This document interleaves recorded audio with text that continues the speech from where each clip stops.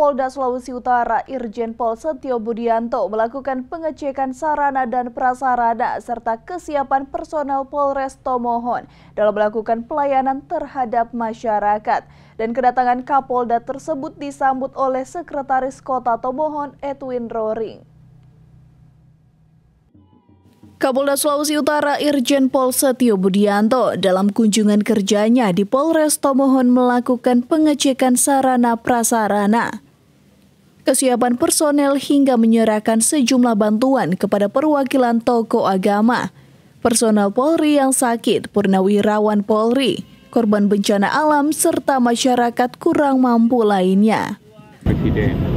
Ya, kemudian selain itu tujuan saya ke sini adalah tentunya melihat kesiapsiagaan ya dari mulai kantornya, kemudian nanti sarana prasarananya, kemudian anggotanya ya tentu dalam pelaksanaan tugas sehari-hari melayani masyarakat, melakukan penegakan hukum dan pemeliharaan keamanan, ketertiban dan keamanan. Kemudian jangka panjangnya adalah tentunya dalam rangka persiapan keamanan pemilu 2024.